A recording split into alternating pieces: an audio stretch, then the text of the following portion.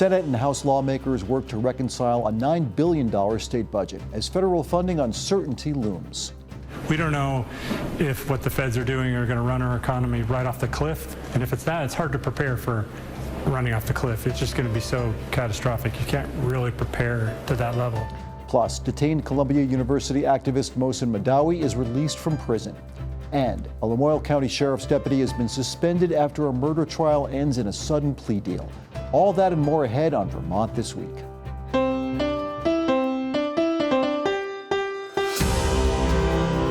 From the Vermont Public Studio in Winooski, this is Vermont This Week.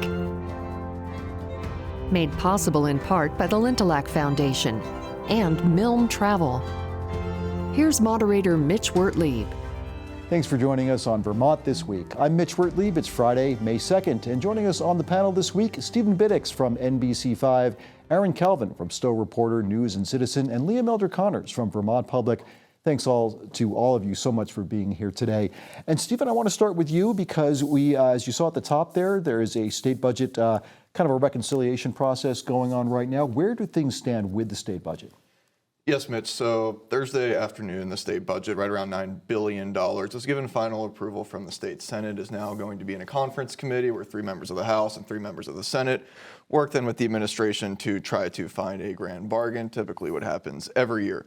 But this year's budget, a year-over-year increase compared to years prior, it's definitely tighter. Democrats don't have the supermajority. There's not the surplus cash coming in from the federal government anymore, like we saw during COVID times. But as we've heard from the governor a lot in recent years on a lot of different spending packages, it's still too much money and not what he wants to see. But I'm not going to necessarily speak for the House, but from what I've heard from the Senate, they are very much understanding that what they passed this past week is not going to be final. They know they're going into this conference committee and the budget is going to get tighter. Things are going to get cut. They're going to spend less because what I am hearing is everybody knows education was the big thing going into this legislative session. They don't want the budget to now get in the way of that. They don't want to go through a veto process and then having to just go down that whole entire loophole. So from the Senate side, they're expecting to go into this conference committee, know the budget's going to get tighter, know that number that we saw on Thursday is not going to be the final number, and try to get this through and get the governor's approval on the first time instead of having to get vetoed. Stephen, you alluded to this, federal funding. There's a lot of uncertainty around that. And I was hearing some talk that, legislators may be thinking about coming back in the fall if certain amounts of funding is not available. What are they doing to prepare for that, and why are they preparing for that? Well, we even had one Democrat vote no on the budget because she did not believe that it did enough to have a catching net, basically, if federal funding were to be cut. So just out of that, she voted no on the budget. But from my understanding, the Joint Fiscal Committee would come back, the E-Board Committee would come back, which is all of the money chairs and the governor. And so if there's a certain percentage of money that does not come flowing down from the federal government, then lawmakers would be coming back to kind of reassess and figure out what is going to happen with spending in the state. And briefly, what about the process of this that you've seen so far? We've seen a lot of wrangling in the past on this, and as you said, Democrats don't have that supermajority anymore to fall back on. But was this a fairly amicable process this time around?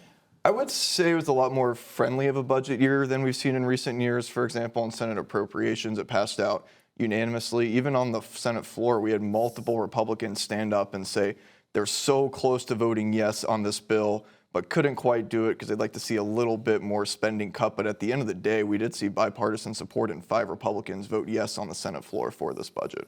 I understand one legislator, Scott Beck, has made some amendments to this, which is, I guess, complicating things, but there's a reason behind it.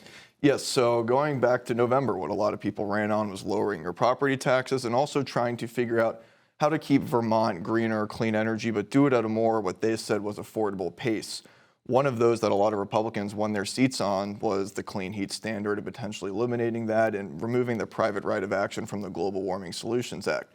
So Scott Beck, the new senator who's now the Republican minority leader out of Lamiolle County, he put in an amendment on the Senate floor that would have repealed the clean heat standard and made some changes to the Global Warming Solutions Act, saying before the vote, we were told we would have a vote on the Senate floor at some point on the clean heat standard. Now that really hasn't happened yet. It's been held up in committee and there really hasn't been talk in the Senate Natural Resources and Energy Committee for quite a few weeks, if not months now, and there's definitely not going to be a bill coming from that committee to the floor. So this was kind of like that last-ditch effort to try to get a vote on the Senate floor. But what happened is it was found not germane, because to attach something to a bill, germane basically means they have to be somewhat similar. So if you have, say, a tax bill and you want to add a tax cut amendment on it, that would be called germane because they're similar enough.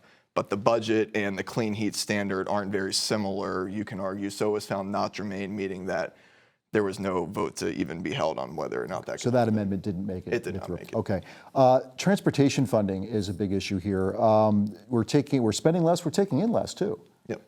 Yeah, the way it was explained to me by the chair of Senate Transportation, Richard Weissman, is we are on a cliff looking over the edge, which is not something you ever really want to hear with anything in life. Basically, a lot of it comes down to the state is just not making as much revenues off of things like gas tax, as electric vehicles have become more common, but it's not even EVs that are the most. I, example, have a 2015 car, but these cars made in 2021, 2022, 2023, they're much more fuel efficient. So people are just going to the pump less. Cars are now getting on average 25 to 40 miles per gallon instead of, say, in the high teens or low 20s like before. So that's a big issue. And while this year they were able to make a balanced budget to be able to get federal grants, federal matches back, in FY27 and FY28 is where there's going to be issues. Right now, they are forecasting that in fiscal year 27, there will be a $30 million hole there that Vermont will not have to get $150 million back in federal match grant money. And it's even worse in 2028. There's a $45 million hole that would have brought back $200+ million in federal match money. And I talked to Governor Scott a couple days after that vote happened just about, hey, like, Vermont does not, like any state, like to leave money on the table from the feds when it comes to this. And he said leaving money on the table is not a question, but how they fix that is going to be one of the big questions going forward and get that money. We have more from Governor Scott on that. On Vermont Edition recently, the governor was asked about a letter the Trump administration sent to states last week saying that they could lose transportation funding if they don't cooperate with federal immigration authorities. Now, host Michaela Lafrac asked Scott if he sees abiding by state laws and sticking to programs like Vermont's driver's privilege cards, which are issued to people without lawful status to drive. We're one of 19 states, and D.C. to issue these, by the way, as worth the potential loss of federal transportation dollars. Here's what he said.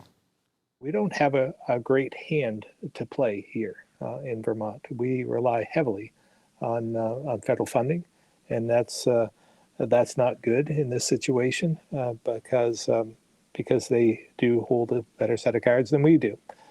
So we have to reflect on that in each and everything that we do. And there are going to be times that we're going to say, you know, it's worth losing the funds over the principle.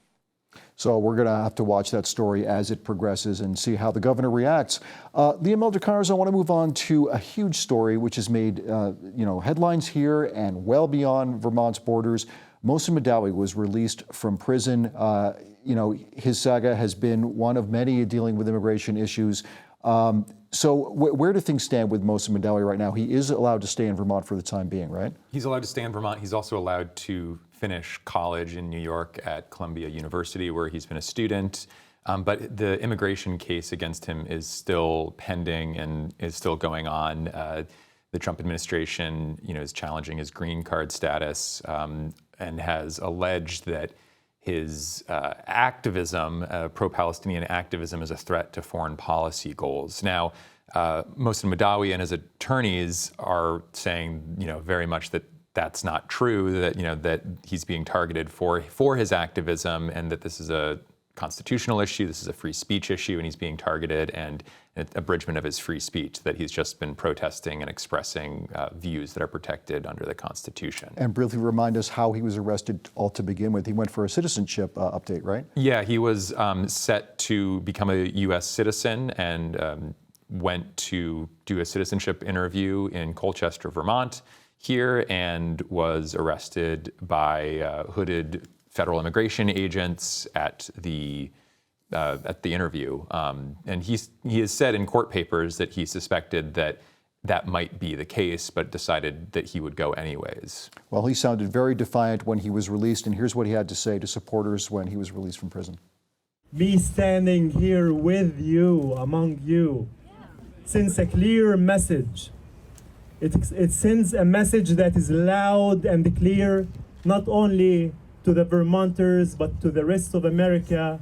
And the message is, we the people will hold the Constitution accountable for the principles and values that we believe in. That's right. And I am saying it clear and loud. Yes.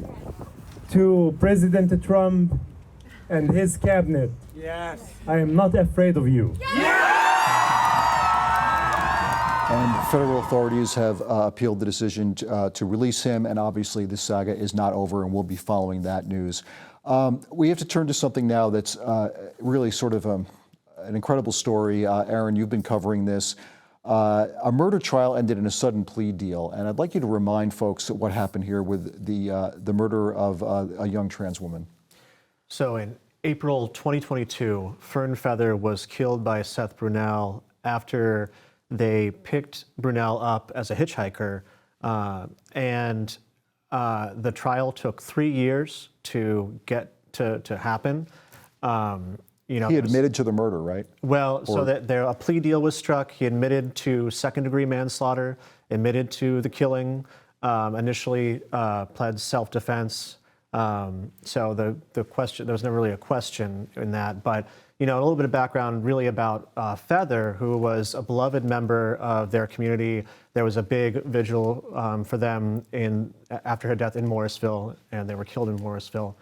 And their friends held a music festival in Johnson the summer after they were killed. You know, just a beloved person. And this was a big trial in Lamiolle County.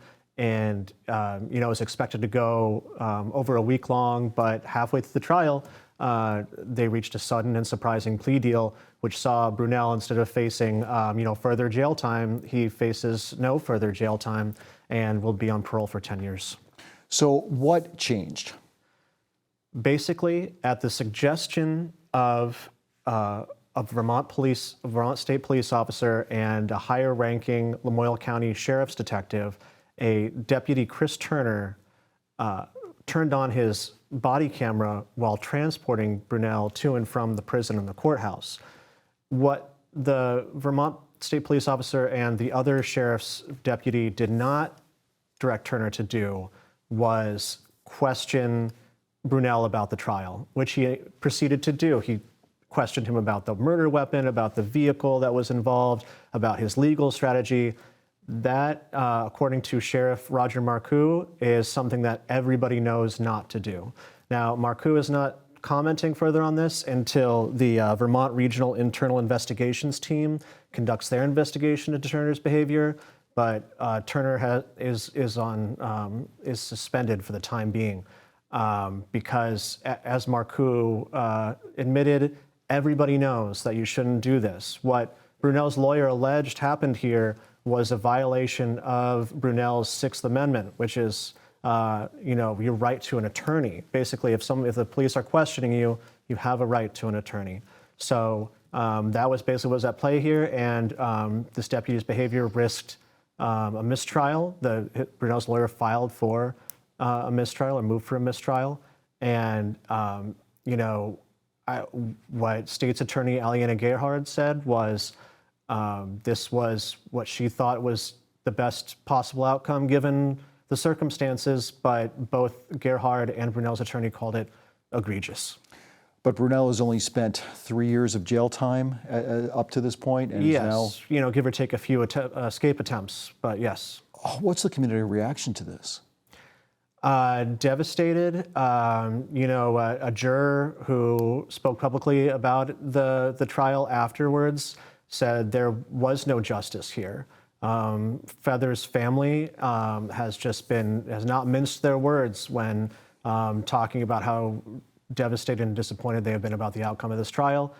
Sheriff Marcoux himself said he couldn't find the words to express to Feather's friends and family that his department had something to do with the quick and disappointing end to this trial. And the deputy sheriff who made this apparent mistake in questioning this individual when he should not have been doing so, what's the status of that deputy sheriff now?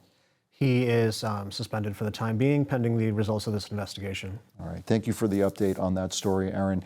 I want to turn now to Stephen. There has been some bills that have been passed dealing with hate crimes, workplace violence in hospitals as well, which we know has been a problem in recent years. Yes, it has been. We've seen lawmakers pass multiple bills in the past couple years trying to curb violence in the workplace, especially in hospitals, or just give those nurses, those doctors, and those people that work in hospitals more protections. So what this bill does is it requires hospitals to develop a security plan, and ranges from a plan of what to do when certain things happen, but it also requires the hospital identifying what employees may need to go through, say, de-escalation tactics, defense tactics, what to do if they see a firearm or if something they may find threatening inside the hospital, what do you do? So basically, it's to develop a plan to be able to help these employees be able to be more prepared for that potential worst case scenario or if something happens. And then it also creates a new incident reporting system as well for employees in hospitals. And so moving over to the hate-motivated crime. So the House passed that months ago, Senate got around to it, it's now law. Hate-motivated crimes are already an enhancement, and so basically the way they work now is they have to be able to tie that act from an individual to another individual in a protected group to call it a hate crime. But what this does is that broadens this out to a group. So if an individual, say, spray paints something on a municipal building or something like that, it may not be targeting one direct person, but it's targeting a whole entire protected group. That could now then become a hate-motivated crime and enhanced on whatever charges they're already facing. Appreciate that update. Thank you. Liam, I want to turn to a story that you've covered for a long time, and I want to know if this is finally the end of the EB5 saga. Maybe not. Well, is that ever really going to end now? I really don't know, but Burke Mountain has been, a sale of it has been approved? It has. Burke Mountain was one, obviously, of two ski mountains that were tied up in the EB5 scandal, the other being Jay Peak. Jay got sold a couple of years ago, is not in receivership, and Burke has been in federal receivership for almost a decade now.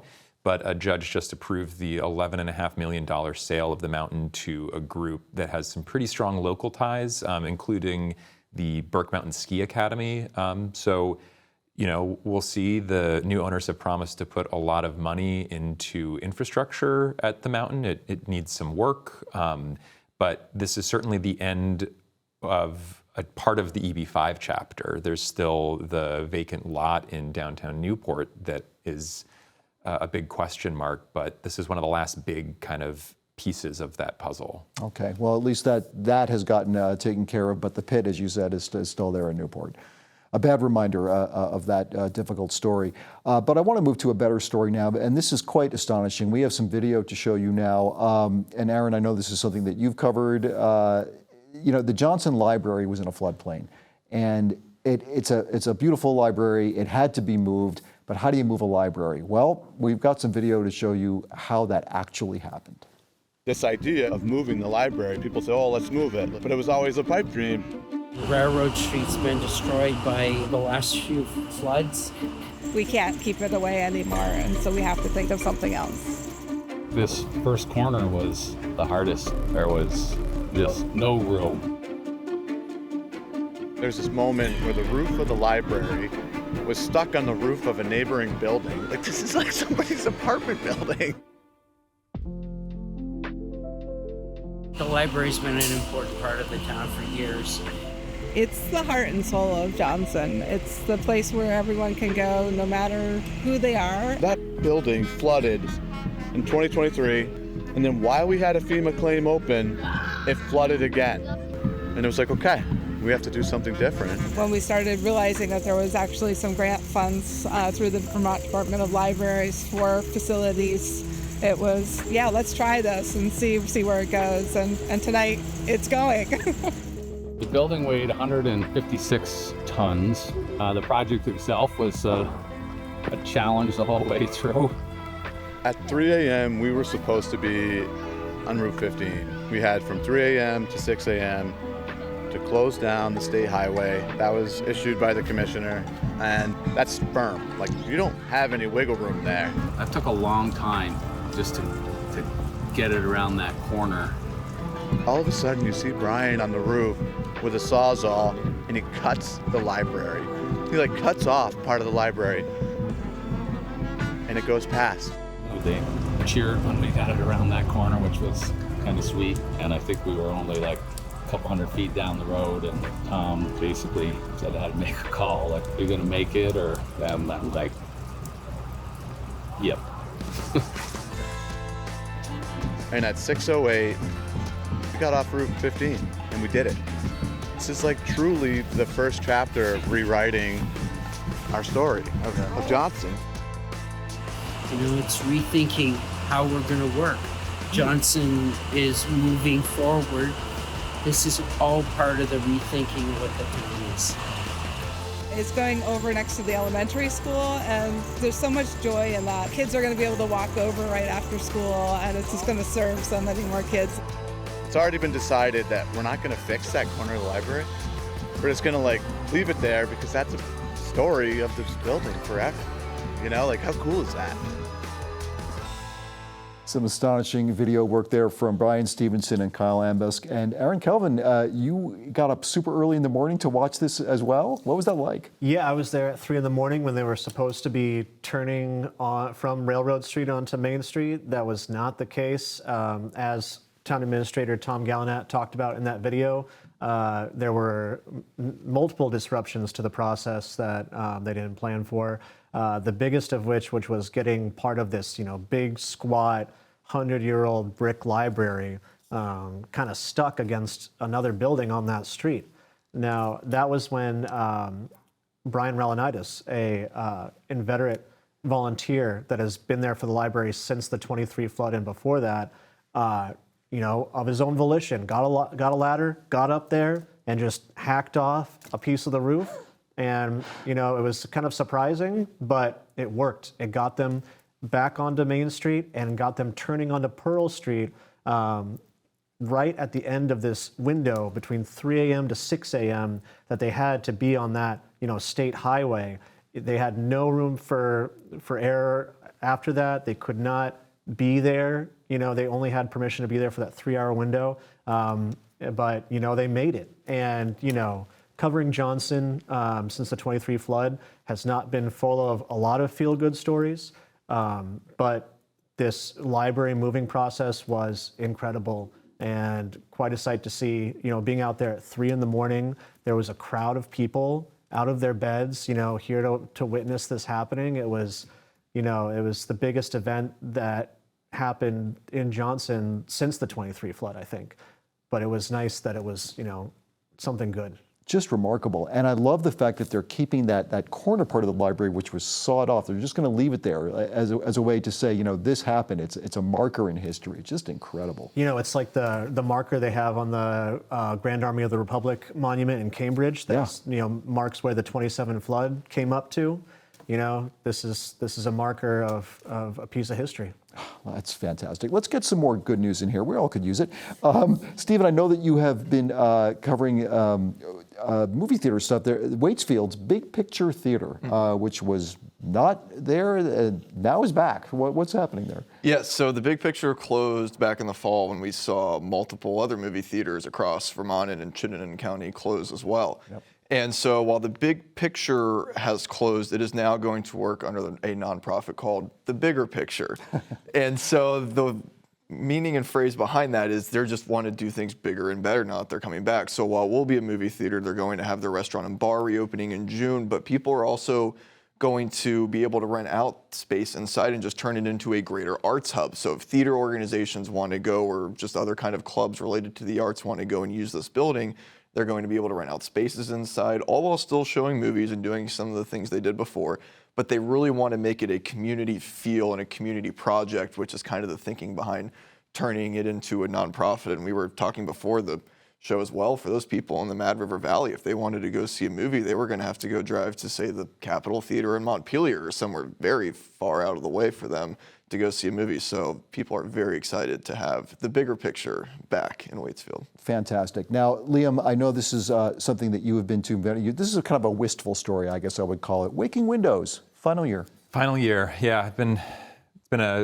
It's a sad, wistful, bittersweet moment. The Winooski Festival, Music Festival and Arts Festival that has been going on for more than a decade now is in its last year, which the organizers have all, busier professional and personal lives, and it's a lot of work to put on a music festival. But for me personally, it's been a long-standing part of my, life for a long time through college and through my 20s. And sorry to see it go. I've seen a lot of great bands, but there's space for new music and new opportunities for people to make something, which is kind of how the festival started. So that, to me, feels like the end of one era and the beginning of something new, potentially. And that's happening this weekend. That is this Come weekend. out and see it. And this has been a sort of a signature event for Winooski for about 15 years, right? Yeah, and I think about it. It kind of coincided with a time when Winooski was maybe a little bit less on the map as it was, And a little rougher around the edges, kind of thing. and growing and developing. And there's a lot of housing development that's happened in Winooski in recent years. that wasn't here when Waking Windows started. And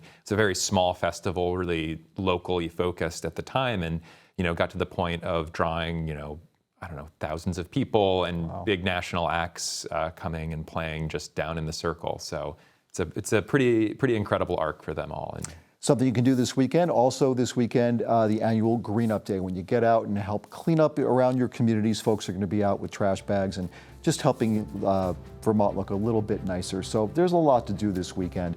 And that's where we're going to have to leave it today. Thank you so much to our panel. Stephen Biddix from NBC5, Aaron Calvin from Stowe Reporter News and Citizen, and Liam Elder-Connors from Vermont Public. Thank you all again so much for being here today. I'm Mitch Wertlieb. Thank you so much for watching and for listening. I hope you'll do so next week as well. Tune in to Vermont This Week. In the meantime, have a great week.